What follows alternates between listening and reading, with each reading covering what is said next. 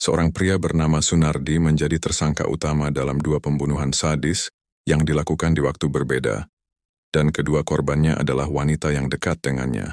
Semua bermula dari penemuan mengerikan pada Senin siang, tanggal 3 Februari 2025.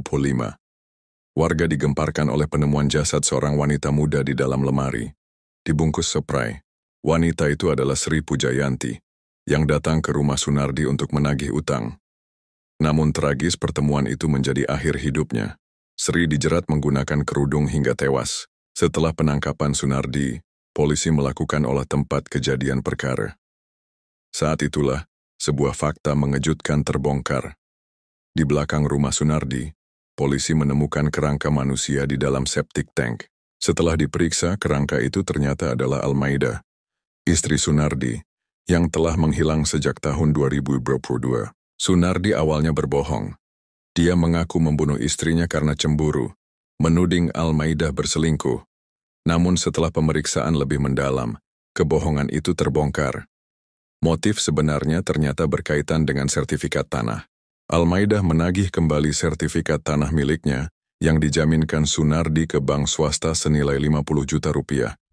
Sertifikat itu atas nama Almaida, dan ia meminta agar sertifikat dikembalikan untuk dibaliknamakan ke anak mereka. Tapi saat itu, Sunardi tak bisa mengembalikannya, karena uang hasil gadai sudah habis dipakai untuk berfoya-foya, membeli barang-barang, karaoke, dan kesenangan pribadi. Merasa terdesak dan panik, Sunardi memilih jalan keji. Ia membunuh Almaida dengan cara dijerat menggunakan jilbab, lalu mayatnya dikubur diam-diam di dalam septic tank rumah mereka. Tak berhenti di situ, 2 tahun kemudian Sunardi kembali melakukan pembunuhan. Kali ini korbannya adalah Sri Pujayanti, pegawai koperasi yang juga datang untuk menagih utang. Dengan modus yang sama, ia jerat leher Sri hingga tewas, lalu menyembunyikan jenazahnya di dalam lemari.